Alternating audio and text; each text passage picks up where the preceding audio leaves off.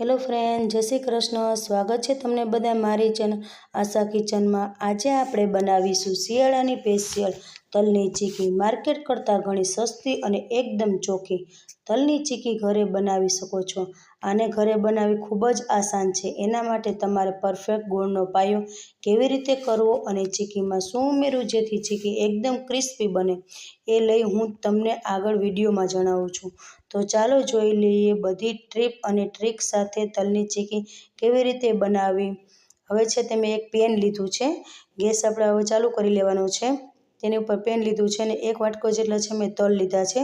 તલને છે પહેલેથી જ મેં સરસ રીતે સાફ કરી લીધા હતા, ચારીને સરસ રીતે. હવે છે તે તલને છે આપણે પેનમાં ઉમેરી દઈશું. તલને સરસ રીતે આપણે શેકવાના છે, જેથી જેનું મોઇસ્ચર હોય તે દૂર થઈ જાય ત્યાં સુધી આપણે તલને છે શેકવાના છે. જો તલમાં મોઇસ્ચર હશે તો આપણી ચીકી છે એકદમ ક્રિસ્પી નહીં બને. જેથી આપણે તલ છે એકદમ સરસ રીતે આપણે શેકી લેવાના છે. એ વાતનું ખાસ ધ્યાન રાખવું કે તલ છે તમે તરત ડાયરેક્ટ નથી લઈ લેવાના. તલને છે પહેલાં ચારીને સરસ રીતે સાફ કરીને પછી જ લેવાના છે, કેમ કે તલમાં છે ઝીણી ઝીણી કાકરીઓ હોય છે. જો તલમાં એવી કાકરીઓ રહી જશે તો આપણે છે ચીકી એકદમ સરસ નહીં બને. તેથી આપણે તલ છે એકદમ સરસ રીતે સાફ કરીને પછી જ તલનો ઉપયોગ કરવાનો છે. તલને સરસ રીતે શેકવાના છે અને તલને શેકવાનો છે બેસ્ટ ઓપ્શન. તમે સેજ ખાશો એટલે તલ છે એકદમ ખાવામાં ક્રંચ જેવું લાગશે, એટલે મીન્સ કે આપણે તલ સરસ રીતે શેકાઈ ગયા છે અને તલ છે એ ફૂટવા પણ લાગશે. તલને સતત રીતે આપણે આવી રીતે હલાવતું રહેવાનું છે. 4 થી 5 મિનિટ સુધી જેટલો સમય લાગશે તલ શેકવામાં. હવે તલ છે સરસ રીતે આપણે શેકાઈ ગયા છે. હવે તેને આપણે પ્લેટમાં કાઢી લઈએ ઠંડા કરવા માટે. હવે એક પ્લેટફોર્મ ઉપર મેં છે 2 ચમચી જેટલું ઘી લીધું છે. આપણે તેલથી ગ્રીસ કરી લઈએ પ્લેટફોર્મને. હવે છે તે મેં એક વાટકો લીધો છે, એને પણ તેલથી ગ્રીસ કરી લીધું છે. વેલણ લીધું, એને પણ તેલથી ગ્રીસ કરી લીધું છે. હવે તેને સાઈડ પર મૂકી દઈએ. હવે તમને ત્યાં માપ જણાવી દઉં. 1 વાટકો જેટલા મેં તલ લીધા છે, સરસ રીતે સાફ કરી શેકીને લઈ લીધા છે. હવે છે તે 1 વાટકો જેટલો ગોળ લીધો છે, આવી રીતે ઝીણો ઝીણો કટ કરી લીધો છે. આપણે સેમ માપ લેવાનું છે. 1 વાટકો જેટલો ગોળ તો 1 વાટકો જેટલા તલ લેવાના છે. હવે તેનો આપણે પાયો લઈએ. ગેસ ચાલુ કરી લીધો અને પેન લીધું છે. હવે તેમાં જે આપણો 1 વાટકો જેટલો ગોળ છે તે ગોળ છે આપણે પેનમાં ઉમેરી દઈશું. હવે ગોળને છે તે આપણે સરસ રીતે આપણે મિક્સ કરવાનું છે. ચમચાથી સતત રીતે હલાવવાનું છે સતત, અને ગોળ છે એ સતત હલાવશો એટલે મેટ થતો જશે.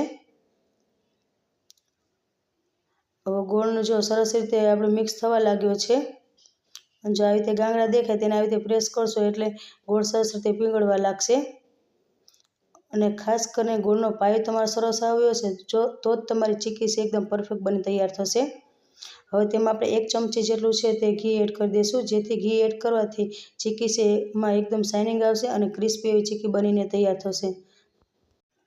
આપણો ગોળ છે સરસ રીતે મેટ થઈ ગયો, પણ આ સ્ટેજ ઉપર આપણે તલ નથી ઉમેરવાના, કેમ કે જે આપણો પાયો જે આવ્યો નથી.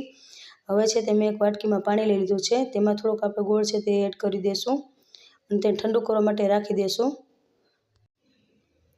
હવે છે તેને આપણે ચેક કરી લઈએ. જો આવી રીતે આપણે તોડશું તો હજી છે આપણો પાયો થોડોક કાચો, જો ચીકી હજી તૂટે ને થોડી ખેંચાય છે, એટલે હજી આપણો પાયો છે તે સરસ રીતે નથી આવ્યો. તેને સરસ રીતે આપણે મિક્સ કરતા રહીશું. હવે વળી પાછું થોડોક આપણે તેમાં ગોળ લઈ લઈશું. તેને ઠંડુ કરવા માટે 2 સેકન્ડ પૂરતો રાખી દઈશું અને ગોળને સતત હલાવતું રહેવાનું છે. હવે છે તેને આપણે ચેક કરી લઈશું. જો ઠંડુ થઈ ગયું છે મિશ્રણ, હવે તેને આપણે ચેક કરી લઈએ. જો આવી રીતે ચેક કરી લઈએ એટલે જો આવી રીતે સરસ રીતે આપણે તૂટે છે અને આ તમે દાંતમાં ખાશો તો દાંતમાં ચોટશે નહીં, એટલે મીન્સ કે આપણો પાયો સરસ રીતે આવી ગયો છે. જો સરસ રીતે આપણું તૂટી જાય છે, તમે ખાઈને પણ ચેક કરી શકો છો. તૂટી જાય એટલે આપણો પાયો સરસ રીતે આવી ગયો છે. હવે આપણે તેમાં કુકિંગ સોડા છે તે આપણે એડ કરી દઈશું. કુકિંગ સોડા એડ કરવાથી છે તે આપણે ચીકીનો કલર પણ સરસ આવે છે અને એકદમ ક્રિસ્પી એવી બનીને તૈયાર થાય છે. હવે જે આપણા તલ છે તે એડ કરી દઈશું.